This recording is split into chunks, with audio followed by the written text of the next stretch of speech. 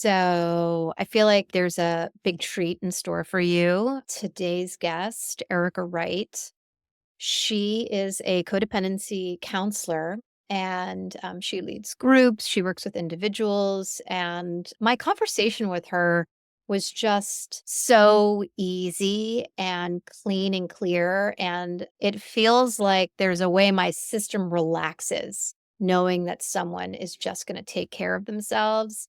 And I felt trust for her right away. So I hope that some of that comes across for you and you walk away feeling inspired to perhaps work on the dynamics in your relationship and clean them up and take more responsibility for yourself, but also like know that there's so much love that's available. Today's guest is Erica Wright.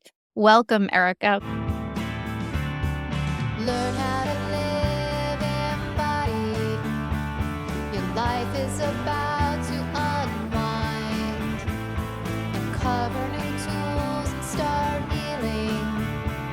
Leave trauma and tension behind. Isn't it great? Laid open. Let all your desires come true. How can you live laid open? Imagine yourself brand new. Imagine yourself brand new. Erica, I'm so glad you're here. I am so happy to be here. The stars finally aligned Wow. and we're sitting in the same screen. I feel like we're going to have a Brady Bunch moment and we're going to. Yeah. I'm very happy to be here with you. There was a lot of moving parts before we got here. Mhm. So I'm assuming it's going to be worth it. Worth the wait. All the buildup. That's right. It's like a first date. Yeah. So I'm excited. Me too. And so you're a codependency coach. Yeah. And so for people that don't know what codependence even means or is, Yeah. how would you describe that? Well, I'm a codependency counselor because the thing I like to be really transparent about, a coach would, perhaps insinuate that I went through some kind of structured training program. Yeah. And I went through the training program of literally being the world's most codependent person for my entire life.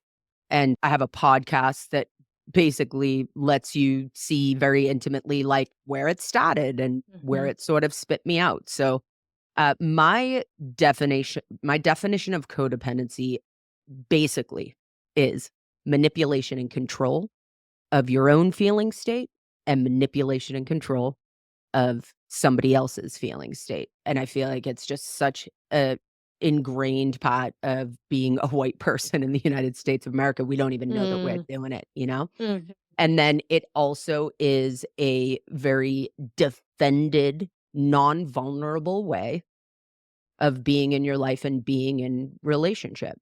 So I think there are some behavioral cues that people will be able to identify with a little bit more than those definitions. So people pleasing is a big one. Resentment, guilt, betrayal, martyrdom and suffering, conditional and transactional love. All of those usually will indicate that there is some codependent patterning going on.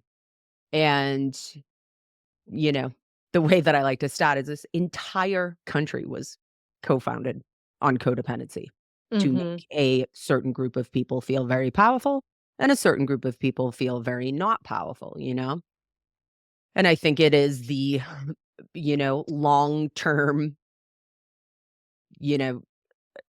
codependency is the long-term result of capitalism, patriarchy, organized religion, colonialism, settlerism, everything that has been put into place to control people, and ancestrally, we've kind of really taken on a lot, and it's a really great time to unpack it, The stars are really aligning for us to be able to do that. Yeah, it's interesting also the timing. I know, but I was thinking about like when you take on codependency and you're unpacking it, Yeah. and you're making different choices in your relationship, what needs to fall away, right? There's often a lot of Yes. fear of loss. And here we Yes. are, the leaves are falling, That's right. and you have to be okay with the possibility of what you might lose. Yes. Um, And, for me, unraveling from codependency it felt like I was being deconditioned from a cult. Like, mm, when I hmm started to hmm really see my patterning and see how ingrained it was hmm in my self-worth, and, like, I would only believe, I would be more invested in what my external environment was offering me than what my internal environment was offering me. mm, And I think being a, cis het white female, gender assigned at birth, is mhm, like, it is obvious to me that mhm, everything in our culture and society has asked me to ignore myself and mhm, invest in what other people think about me and how other people feel about me. right, So it's like there's a lot of innocence in it too. Everybody comes by it, honestly. This is mhm, not, people being malicious at all. It's a lot of unconsciousness, yeah, and this month of October that's just ending, it's really important to note I'm 52 years old, and 50 years ago was when a woman could, for the mm, first time, get a mhm, credit card without the signature of a man, right, or right, not be fired legally from a job for being pregnant. mm, This mm, is not that long, like, this is yeah, brand new stuff. It's new, mhm, right? mhm, And, yeah, like, being able to choose without, a lot of legal oppression, like, what relationship you want to be in or not. Like, you yeah, couldn't just divorce someone, or you couldn't choose your partner 100 years ago, that's like, it's not what was happening. right, right, So really being able to, expand into this privilege of liberating yourself from the ways that you participate in your own oppression. mhm, and what I also hear in what you're saying is, one, that discontinuing a pattern and, an ancestral pattern of codependency is also a practice and embodiment, Yes, because you can't, if you're focused all out here on other that's right. people's needs, That's right. then you're not inside yourself and you're not actually able to feel what feels right, what doesn't feel right. You're making decisions based on all the things that you listed, right? Yeah, and, Um, I yeah. think that's something that you have to teach yourself, Mm, or you get to teach yourself, yeah. and I have 2 daughters. I don't think, it's like gender is whatever it is and plays into it however much it is, but it's like it I expect to be unraveling from the conditioning of codependency for the rest of my life. It's Mhm. like, Mhm. I've made huge leaps and strides. And it's like it's just coming in the side doors now, instead Mhm. of straight on. Mhm. It's like these covert ways of, really getting drawn into my addiction to comfort, Mm. which is ultimately Mm. what it is. Mhm. That's really well said. Um, if you think back to this piece of, right, like, how do you, if you have an opinion or a need Mhm. that's not aligned with what's Mhm. considered appropriate or Right. desirable Mhm. inside your family or inside your That's right. relationship or inside your culture, Yeah, right? Or for sure. religion, right? Then, Oh, you yeah. know, change is all about being able to tolerate and be with discomfort. That's right. Right? And Yeah. actually aligning with yourself can be very much about being aligned with discomfort.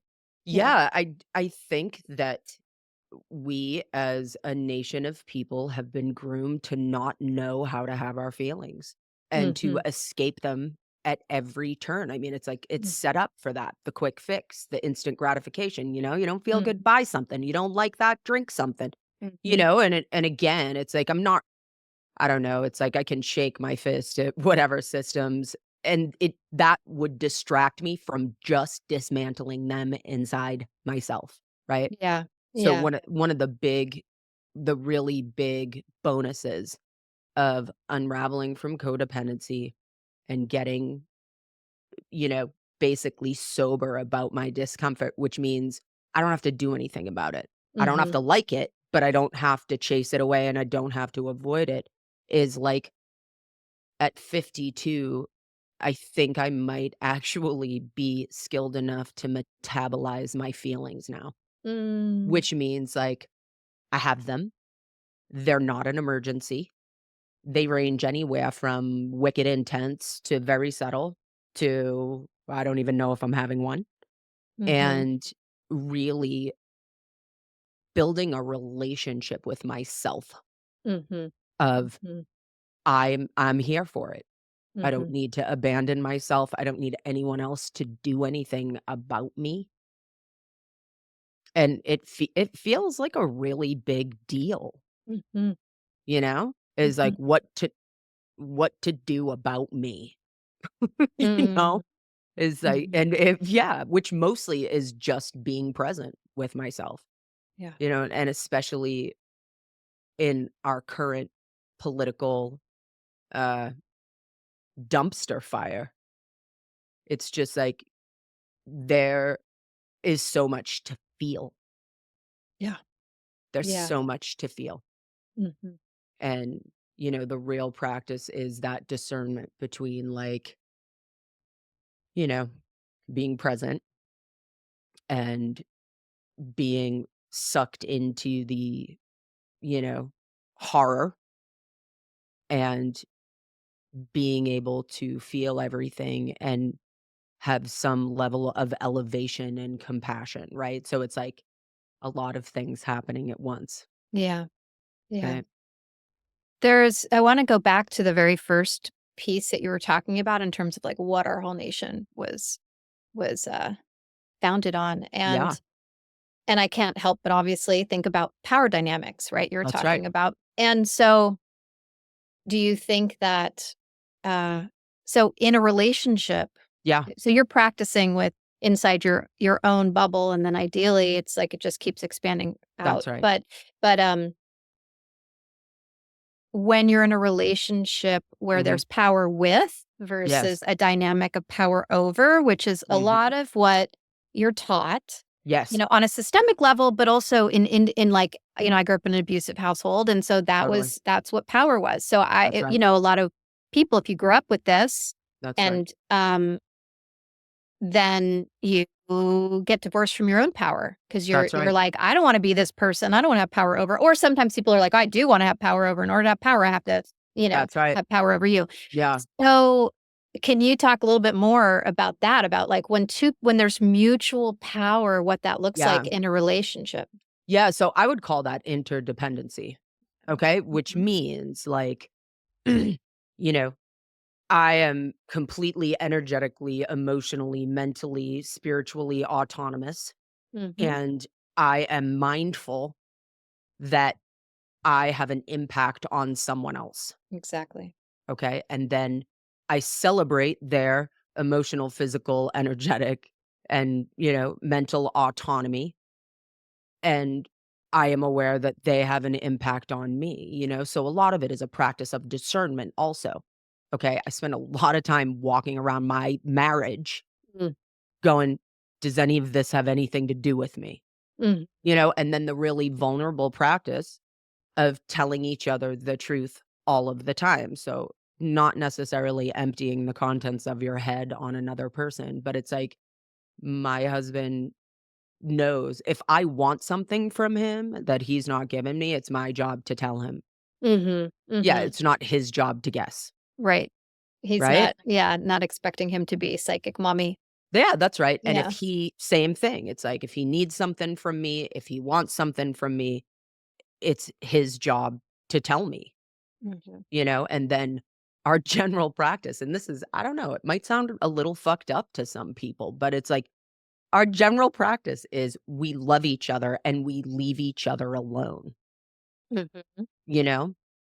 And there's so much connection in that practice, and prior to being with my husband, it's like, my practice was, if you're in a relationship with me, you're a fucking project, let's fix this shit, I'm gonna tell you all about it's a very defended, power-hungry Mhm. position to be in, there's no vulnerability in it for the person Mhm. offering the Mm, service, right? mhm, So the mhm, thing that is a lot more vulnerable is to let my husband, be his own project with himself and actually take the love that he is offering mm, me, and he doesn't need anything from me. I don't have to mhm. earn it, because there's a Yeah. lot of covert, conditional, and transactional love. Gotta Mm, earn your way in relationships, and mhm, relationships will work, and it's just like, "What?" mhm, mhm. Yeah, you just that's what's vulnerable, is Yeah. will someone love me for Mm, nothing? mm.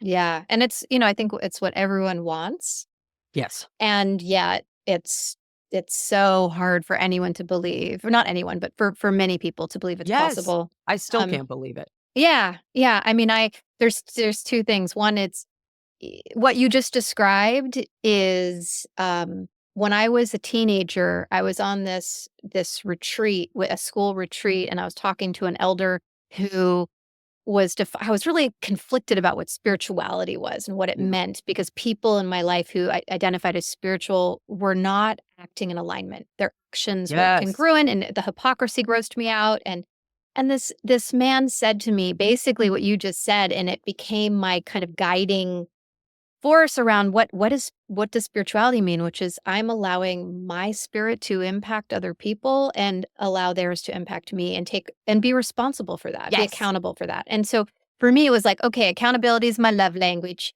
Yeah. And um and that so what you just described really sounds very much like a spiritual practice. Yes, it And is. I would like to talk about that. And then the Yes. other piece I do this attachment body work with clients, and it's working, like, pre-verbally from, birth to 2 years old, and so I'm holding them in a particular way, and then also what I am intending, what I am doing with my own nervous system, and the message that I am, um, wanting to imprint for them is that there's nothing you need to do for me to love you. Yeah. You get to exist, and Huge. I just allow love to pour through me, and I, Yeah. hold that and send that to their nervous system, Wow.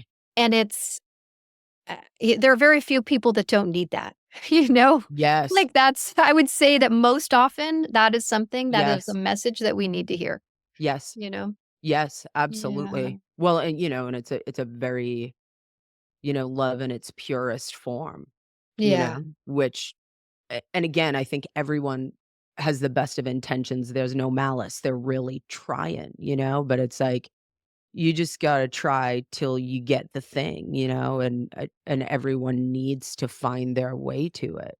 Yeah. And then like the super ultimate truth and cliche is all the unconditional love you're looking for is yours to give yourself. Mm, It's right. both, Yeah, it's like I want it from myself and I want it from other people. of But course. to swing it back to the spiritual aspect is like, that's a job for my creator. Mhm. Mhm. It's like that's what I reach for when I, when I can't do it. Mhm. I am reaching for everything that wishes me well that I know nothing about to love me in that way, Yeah. you know? And a lot of, it's like the seed, like the center seed, the foundation of my non-codependency practice is seeing every single human being as powerful and Mm. capable and connected, as connected to their creator as they want to be, Mhm. Mhm. you know? Mm. So it's like it's a little tricky in codependency, in non-codependency to see people as super powerful, because then it sort of is like, well, what does that do with victims and perpetrators? Mm. I don't know. Mm. There's a lot of that in it too. It all depends. I don't know. It's like I don't really have any absolutes, and these are guidelines for people to be able to discern for themselves Yeah. what feels true? Well, there's capable, and then there's capacity, and Sure. capacity can develop over time, and That's so, right. like, it's not static, right? And No. neither is power. And so That's even right. if someone is victimized by somebody, it doesn't That's right. diminish um their ability to heal, That's right. their essence. They're like That's right. there's a powerful essence that you can expand into. And but I think one of the things that's really essential here that you mention is interest, willingness. Yes. So if there isn't that, then that's where, Mhm. I often talk to people when they're like clients when they're deciding about a relationship, and it's like That's here right. here are the things that I'm assessing often. It's like, okay, so where's someone's willingness, interest, and capacity to take responsibility for their stuff and work on and their willingness to work on the relationship, Oh, yes. right? Oh, If yes. if that's not happening and you're like delusional about Yeah. someone's capacity or someone's willingness, Yeah, then, that's right. then yeah, you have to take all those things into consideration. Yeah, well, and Yeah. well said on that because it's like in the past, my relationship with codependency has been directly related to my relationship with fantasy. It's like Mm, just making shit up about people all day long. Oh, here's this guy, oh yeah, he's so great, all his potential, and he's just walking mm, around being an asshole. And it's just like, oh, but that one time he was so great. It's like I was in a relationship with someone that didn't fucking exist. It's mm, Hollywood, and mm, really the beauty of reality. mm, It's like it can be so beautiful when you allow it to just like, okay, I think I'm just going to get down with reality right now. mm, And what exactly is this person showing me about their capacity, about mhm, their choices, mhm, about their ability, right? And mhm, it's very mhm. sobering. Well, speaking of sobering, I know you got sober, and that's a I big part of did. your Yeah, story. And that's I right. think that it's really easy. We have different kinds of drugs, right? That's There's right. there's drugs and alcohol, but there are other kinds of drugs that denial, I think, is Oh an my interesting God. drug. Pick one. Food. Right, but ways that we distance ourselves from presence and reality and tell Yes. ourselves stories. And I think that yeah, there's a certain amount you were related it to being in a cult, but like Yeah. the brainwashing Yes. involved Yes. in assuming and making up stories about someone's Oh, yeah. potential. I mean, come on. I don't know. I think I went to the movies for the first time when I was 5 and saw Grease. Oh my god. I mean, this was just like this was what it was all about. Is some mysterious amazing person will turn into an amazing person and then rescue. I mean, it's just and it's okay. It's like I have a lot of softness and compassion for myself and everybody else around that. Mm, And you know, I feel like, you know, this is gonna be so crazy whenever this comes out, okay? It's uh-huh. like, really and fucking truly, Gil Scott Heron was right. It's like the revolution will not be televised. It's like, Mm, this is the revolutionary shit. When you are on purpose dismantling the systems of oppression that exist inside you. mm, It's just like, that's the beginning. Whatever's gonna happen on the outside, I think, is basically gonna be a reflection of that, of mm, just looking at something and going, I just don't think I believe that that's true anymore. And it doesn't make me feel good. And I might not know what to do, but I'm beginning to believe that that's some bullshit mhm, is mhm. a really good stat. It When I started doing somatic work in my mid-20s, I remember having that thought of like, "This is fucking radical. Right? This is a That's right. revolution occurring That's in right. like, when I'm claiming my physical body That's and right. I'm actually recognizing that I am powerful versus a product of all the abuse and trauma, and Yes. feeling walking around so terrified and in a freeze. And as you start to thaw that freeze out and regain fight, That's right. right? Yeah. It's like, wow, imagine. And fight doesn't always have to be punching someone in the face, right? It doesn't have to be controlling another person. It doesn't have to No. be cussing someone out. It's like the ability to take a stand for something. That's right. Then, it's like, imagine if the masses thought out their freeze. What would happen then? Right? So true. Well, Mm. and just, I also this has come up recently and I'm glad it has, it's like the glory of people choosing not to have children and being able to do that. Also, hello, fucking people, like, wow, we're not gonna have generations of people raised by people who didn't wanna have generations of people. High Can five, humanity. I have to say, so there's an article in Rolling Stones about Elon Musk trying to give his sperm away to people, and he's trying do you know that article? Oh, Did you read that? no, Oh my that god. didn't come across my Instagram doom scrolling yet. Oh my god. I mean, just that Oh, he's keep trying it. to he's trying to create a little compound he's like the most devastating, significant thing to be happening to you is the reduction in population. I'm like, "Are you kidding? Are you not paying attention?" It's kind of mind-boggling. No, sir. No, keep your Uh, sperm to yourself, oh my god. please. Oh my god. Send Yeah. it on a ship up to space with you. Yeah. I don't know. Yeah, I mean, it's really very quite literal. It was This is perfect. reality. Yeah. Yeah, it's like, Mhm, here is mhm, reality, folks. mhm, Let's get into it. mhm. Yeah. So, you have a really sweet podcast series that was so well crafted by Ari Golden, who was also Yes. a guest on a previous Oh, I episode. love her so much. Beautiful media midwife. Yeah. And yeah, there's just such a beautiful soundscape and way of unfolding into your story that is navigated. And one of the things that resonated the most for me in your story was the prioritizing of your relationship with your best friend, right? So I've Yes. always had really intimate, connected relationships with my best friends, and I think that that's one of the things that it's like we're so discouraged from prioritizing friends over romantic relationships, Yeah. so that's Yeah. that's one piece. But also, there was a period when you got sober and she was still She partying was and not. drinking, and Yeah. then the possibility and the fear of losing that connection. That's right. And you're really vulnerable about going through that process and what that Yeah. could mean to you because that sense of belonging and connection that you felt with her was so healing for you. Yeah.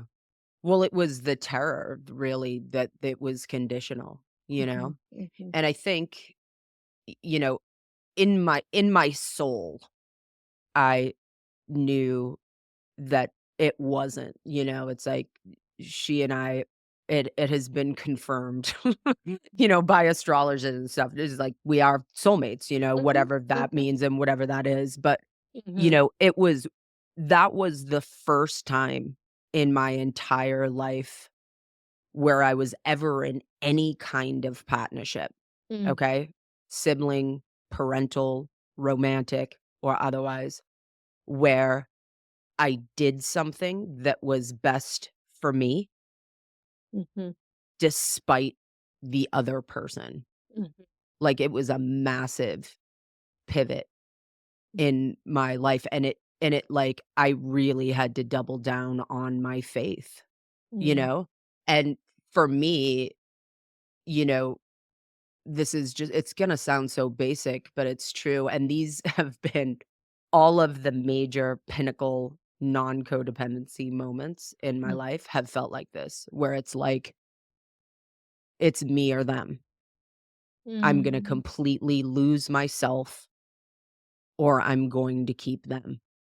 mhm, And the good news is it's never turned out that way, and that's mhm, never been what's happening, but that is how it felt, mhm, mhm, And, the deep, deep prayer mhm, or intention that was at the center of that was like, "No, please, both of us," mhm, you know? mhm, Both of us, and in the framework of non-codependency, it's like, I did not tell her what I thought she should do, mhm, that was, like, the big guns for me of just mhm, because everything that we ever did, it was like, "You're doing that, I'm doing that. You're doing that, I'm doing that," and, mm, mm, or, "I'm doing this and I want you to do it," yeah, and that was a really big let go. mm. Mm, of I'm gonna do this thing and yeah, and I think letting it go and occupying myself that way mhm, and not judging her and not, and like still being as present and loving and connected as I could be. It's like it really fortified and shot our relationship on a trajectory of incredible intimacy mhm, and elevation. And, this is going to sound really crazy. She and mm. I have never sat down and talked about it. Oh, that is Well, there's interesting. nothing to talk about. Like, we've Yeah. never sat down and been like, okay, well, let's have the when you got sober and I didn't talk at all.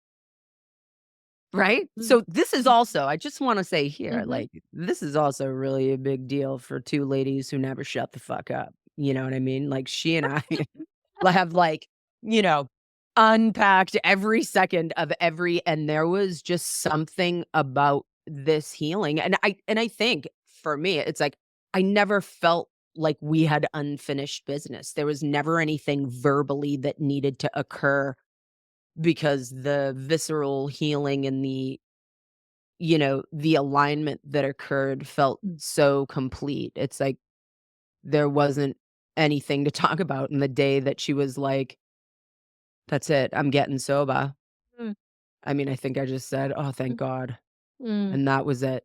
mhm. Well, I imagine it was really healing to not have your person, like you being her person, Yeah. judging, Yeah, like that you got to be, and ultimately neutrality and lack of judgment is the most healing state you can be in for yourself as well as for other people, that's you right. know? Yeah, And so I just imagine that allowed her, like, just seeing someone that she loved and was so connected to, making a yeah, choice and seeing how your life shifted or what may have improved or, yeah, what she admired, and letting her make that choice that's herself. right.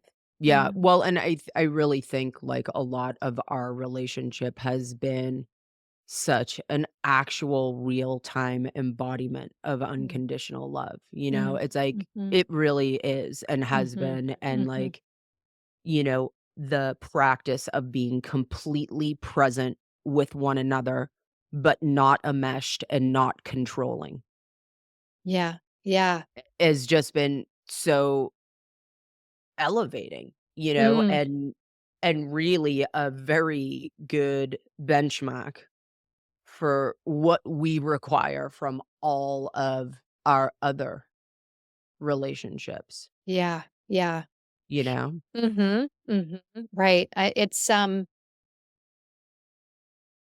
There's a level of self-responsibility that I need even my clients to Yes, take, that totally. I actually have had a long period of not having a relationship with my father, Yeah, who wasn't in my life, who didn't raise me, but there's this period where and I'm waiting for something to shift inside me until that's right. I want to, That's right. versus I very much felt, even as a teenager, like I had to take care of him even when he wasn't in my life. Like there was a sense of Yeah. responsibility for him. I want to come to this definition, and I may not have written it down exactly as you said it, so please correct me, but your definition of intimacy I really loved. Yeah. And so holding the same prayer for exploration of being present.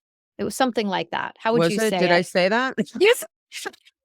It was in the podcast, and I really appreciated Yeah. that, the simplicity of that. And do you want me to say it again? You'll be like, No, I think I got it. Well, "Yeah." usually okay, so yes, I think that there is absolutely the being present piece. I also think that true intimacy that we all crave and we all want, I believe there is one way only to get it, Mm, and that is transparency and vulnerability. mhm, mm, I don't think it has, it's really available to the depths that we want it to be.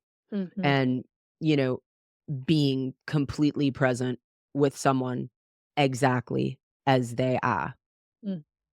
and letting someone see you and be completely present with you exactly as you are Mhm. is huge. And in my experience, few things are more vulnerable than that, Yeah. you know, really. Mhm. Few things are more vulnerable than that. And intimacy, it's what we're all trying to get. Mhm. And people, I think a lot of us are trying to get it without the vulnerability, Yeah.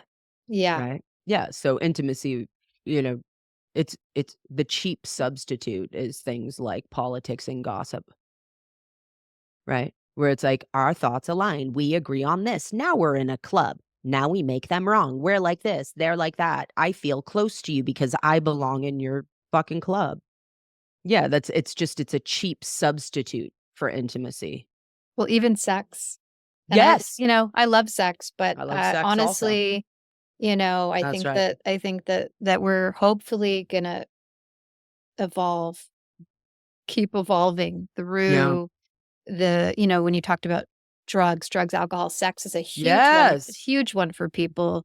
Yes. Um, and, it was an interesting many years ago, I was in a somatics training, and we were doing some physical practice where we were beating this big cushion, with a stick, and it was really Mhm. about, like, letting aliveness and energy move through your system. It wasn't about expressing anger or particular emotion, but what I saw, I remember this woman who was kind of, like, tightly bound, her Yeah. hair and her body very tight, and when she stood up and she was standing there and she was, like, holding this big stick, and she looked like she had just had the most glorious orgasm, and I looked and at the time, I worked at Good Vibrations, and so I Oh, was, I like, love that just store. selling sex toys and thinking about sex a lot but also healing through my own, Yeah. sexual trauma. But I looked at her and I was like, "Oh, wow." All of her somatic her holding, her, like, habitual tension in her face and body had fallen away, and I thought to Mhm. myself, I think that people like sex, not just because it's physically pleasurable, but it actually allows the softening of how they're physically holding themselves and like presenting and performing throughout their days to fall away. Yes. And it's like one of the few places where people really have permission for like presence, messiness, coming unbound, Oh, you yeah, know? release. Yeah. Yeah. So I was just like I remember that moment and just being Oh, wow. oh, It's so beautiful. so just the vulnerability of like letting that amount of energy and power to That's run right. through your system, whether it's Yeah, during sex or being that's right. physical or yeah. Yeah, and being really present with that, it's like I think Mm, there's something to be said for, like, being in a sexual relationship with someone and being very present with the other person rather mhm, than in your own pleasure dome. mhm. They're two really different things, Yeah, right? absolutely, absolutely. I did a a 10-day tantra training recently, and I mean, I'm in a place where I'm like, I can as much as I love sex, I would rather Yeah, not have something yeah, that isn't considered sacred sexuality, yeah. which Beautiful. is basically what you just described, Mhm. right? That there's Yeah, a quality of honoring and presence yeah, that's mutual. that's right. And if versus like your body being used for someone to Yeah, have release pleasure on. or yeah, or prove their worth because they can make you That's have right. multiple orgasms, right? That's right. So Yeah. it's just like there's a lack of performance and a dedication to the other person's essence and Yes. spirit, Well said. So um I'd rather spend time in my garden or Yes. going to an exercise class. Oh my god, this is the Yeah. glory of not being 18. Mhm. For me is like, wow, Yeah. Yeah. I'm just not trying to run around with my motor all over the place. Is that what we call it? I guess that's what the kids are calling it these days. No, I made that up. Obviously, Gen X My doesn't know what she's talking about. my motor. Mhm. They call it fanny flutters, or it's like my motor's Uh, revving. oh my god, I love that. So there have been a couple moments where you've mentioned creator, and we've talked a very little bit about spirituality, but I'm curious about your relationship to spirit, spiritual practice, and how that's played a role in this healing process for you. Yeah. Well, it's basically the center of the Mhm, entire thing. I spent about 13 years attending a Native American church in Berkeley mhm, called Medicine Path. It was brilliant. And a lot of time, like, learning how to pray, right? And I was raised Catholic, so I just wanna say it was just like, no thanks kneeling, no thanks God words, no thanks to all of it, you know? mhm, And had spent most of my 20s and 30s, like, trying, it's like I was a witch for a while, and then I was, sort of touched into Buddhism and found out mhm, that you had to be a vegetarian and you couldn't talk, so I was like, "No, I'm not doing that," whatever. So I found a way to connect with my creator that it felt like coming home. It was just like, mm, "Oh, I get it." And it was with other people doing the same thing, And mhm, it's basically the San Pedro medicine that taught me every single thing about love, which ultimately resulted in everything about non-codependency. mm, And the mhm, structure of that ceremony was the teaching of how to be in relationship simultaneously mhm, with a power greater than yourself in the midst of other people. And your job is not to do anything about the other people. It's like you are there for yourself. You see that you are connected to this bigger thing, to this collective. You see that everybody's healing. You mm, see that everybody's having their own experience with their creator. You see that everybody's well. You see that everybody's having all of their feelings in real time, mhm, and we're doing this thing together, which mhm. is basically the center of every single thing Yeah. that I teach. It's like the San Pedro medicine, it's all about the love.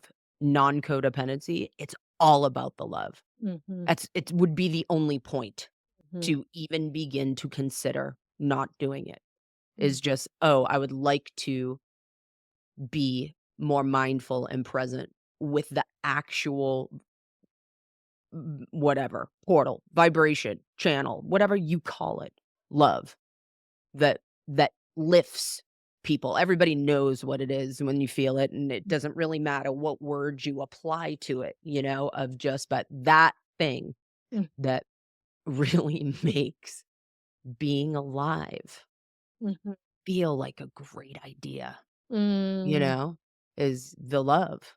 mhm, And mhm, it's everywhere.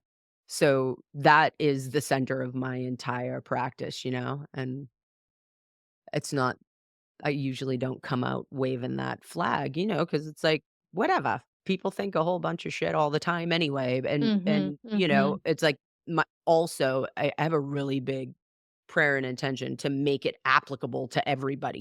It's like it's not about mysticism or mhm, necessarily spirituality. It's like I really want to make it available to mhm, atheists and people that don't think of anything. mhm, It's like I don't mhm, give a shit about any of that. The love is the love is the love, and like mhm, really trying to find a way to help people align with that for the one reason is like they might be a little bit happier. When you're a little bit happier, you don't run around and fuck with people, You don't mhm. try and get people to be illegal. Yeah. You don't try and tell people what they should do with their bodies or their lives. Mhm. Mm. You Yeah, get we excited when people want to be together and be married despite what they look like or what their genitals are or not, mhm, you mhm. know? But it's the center of everything. It's like Yeah, all of my work in the world comes from my prayer. right, and such the antidote to fear, and that's so much of everything you just listed is about fear, Yeah, and when people go into wanting to control and smash down and that's right. yeah. Yeah. That's right. And just like my relationship with my own fear, is like all of this is wicked scary to me. I'm not like, oh yeah, I'm on a podcast and I'm so relaxed. It's like this is terrifying. I feel like I have my underwear off in front of the entire world. And what I lean on and what Mm. I rely on is like I reach for my creator and I'm just like, Mhm. how's it going? You're doing Mhm. great. Just keep blabbing about love. Be great. Well, what's beautiful about that, and again, like, I appreciate that you want to appeal to all the people, the atheists, whoever, Sure. and in my experience, growing up in a family where there's a lack of continuity and a lack of Yeah. consistency, and so many people experience that in different ways, Yeah. that that spirit, like, you can call it the God inside you, right? A reflection of that, Yeah. there's a continuity and a consistency that can is That's and right. you but you're responsible for bringing yourself to it, right? Yes. And so there's Yes. that. It's like if you Yeah, that's show up, right. it's there. You show That's up, right. it's there. You show up, it's there. Right. And you have no if you don't bring yourself, then it's not there. And it's a good reflection for, in with human relationships. If we don't bring Yes. ourselves, it's not going to be there. We can't but we think we can blame it on the other person so much more, right? Yeah. Well, you would Um, do that to skirt any yeah. discomfort that you don't wanna have, Yeah. you know? It's like life's a lot more comfortable when it's everybody else's fault, Mhm. Mhm. right? So just, yeah, really leaning you are all your own fault. It's the Mhm. good news and the bad news. Mhm. Mhm. Yeah.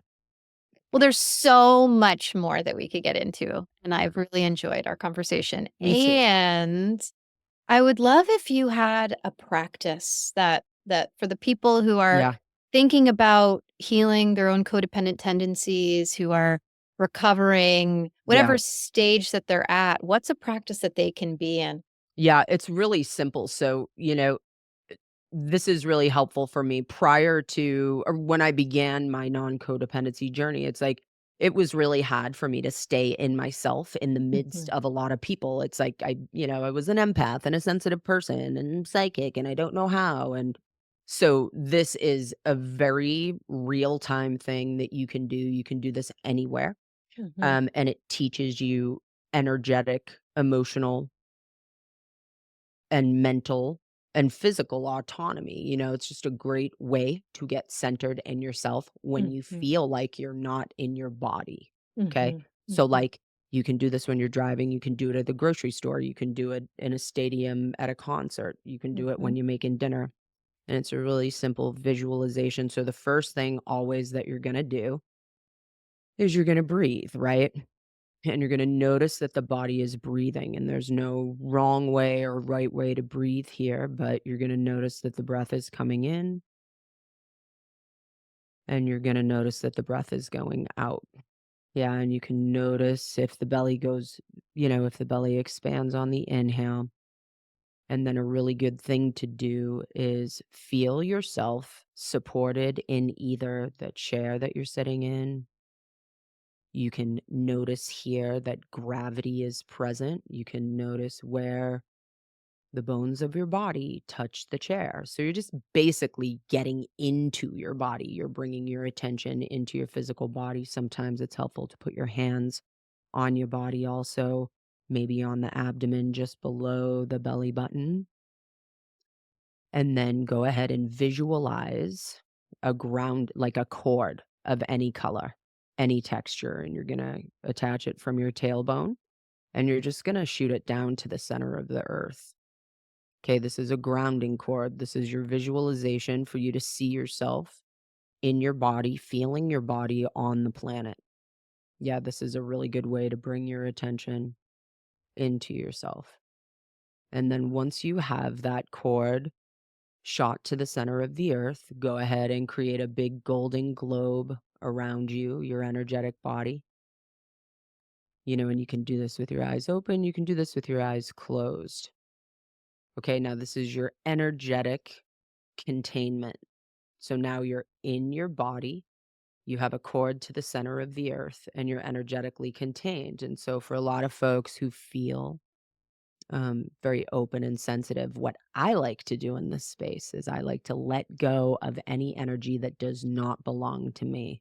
I like to throw in a little, backwards, forwards, sideways in time thing. Yeah, so I can just very gently and easily allow any energy that does not belong to me to make its way down the grounding cord, just like flushing a toilet. And it goes to the center of the earth, and that fire, that star in the center of the earth will just go ahead and purify and redistribute that. And that's it. Just how to very simply get centered. Mhm. Mm. You Yeah. can do that anytime. Mm. Thank you. Yeah, my pleasure. Yeah, it's a practice that I do with a lot of clients, Mhm. and it's universal. So whether Yes, you're out there listening and you identify as someone who's dealing with codependency that's or right. not, universally, Mhm. if you have a physical body, you Get can in do it. this practice. That's right. The invitation is to come back in, come back home. That's right. Beautiful. So, how can people find you and what are you up to currently? Yeah. If there's any offerings that you have that you'd like to share with us? Yeah, absolutely. You can find me at ericawright.org, and I have some really great one-off drop-in healing codependency groups where you just come with a bunch of people and you talk about how you're codependent, and I tell you to do a bunch of stuff that either you can do or not do. And there's one in November and one in December. Um, you can follow me on Instagram at Erica Wright HCD. I give a lot of free content away there. You can also have a ask me a question on there and I'll post it to the world. I also train people to be codependency counselors. So I have a teacher training that's also on my website. And then I will be starting some new 6-month long healing codependency counseling groups in January. And, I would highly recommend that for anybody who wants all of their relationships, including the one to themselves, to change drastically for the better Mm. forever. Mm, And amen. I'm writing a book, but that is going to Which take however long which it she takes. says out the side of her mouth, and I it's a know. massive feat, so Yeah, congratulations on thanks. on the undertaking. Thanks. Yeah. It's really scary and Yeah. wonderful, and it's almost done. That is phenomenal. Congratulations. I would love Thanks. to talk to you more about that. Yeah, we will. So, all right, good. Thank you so much. Anything else? Any other parting words before we say goodbye for now? Yeah, I mean, have all your feelings. They will not kill you. They will only help you to Mhm. be more of yourself, which is exactly what we all need. Beautiful. Yeah. Yeah. Thank you. All right. Bye. My online course, Pathways to Peace, Mindful Practices for Transformative and Vibrant Living, is open for ongoing enrollment. This means you can sign up at any time. It's a self paced course to make it manageable with your schedule. And as for the coursework, you'll receive 4 weeks worth of daily videos where I teach you how to understand your nervous system and its reactions, how to think more clearly and gain perspective, how to transform the ways your body communicates through physical sensations, how to identify emotions, where they come from, and what they're telling you, how to discover why you react in ways that produce shame and learn tools to manage these reactions, how to reduce your anxiety and destructive impulses, and how to diminish self hatred when you are not your best self. You can also sign up for weekly group coaching calls where you'll have direct contact with me and I'll answer any of your questions. If you want to learn more before then, and hope you do, you can go to my course page, courses.charnacassell. That's CharnaCassell.com for more information. Thank you for joining us. If you appreciated this episode, please like, rate, review, and share it with your friends. I'd really appreciate it. And if you'd like to stay connected, you can find me on Facebook and Instagram at LaidOPEN Podcast. That's LaidOpenPod. Okay, let's start that again. Thanks for joining us. If you appreciated this episode, please like, rate, and review it and share it with your friends. If you'd like to stay connected, you can find me on Facebook and LaidOPEN Podcast. Oh, let's try it again. Thanks for joining us. If you appreciated this episode, please like, rate, and review it and share it with your friends. If you'd like to stay connected, you can find me on Facebook and Instagram at LaidOPEN Podcast. That's LAID Oop, fuck. Okay. That's LAidOpenPodcast. All one word. As well as if you go to charnacassell.com, you can join my newsletter where you can get information about upcoming courses I'll be offering, and I do free giveaways. Plus, you'll get discounts as well as resources that I share. At passionatelife.org, you can get more information about my private practice and the kind of work that I do. This has been Laid Open Podcast with your host, Charna Cassell. We all have different capacities, but I believe in our capacity to grow and change together. Okay, let me just say that last part again. This has been Laid Open Podcast with your host, Charna Cassell. We all have different capacities, but I believe in our capacity to grow and change together. Until next time.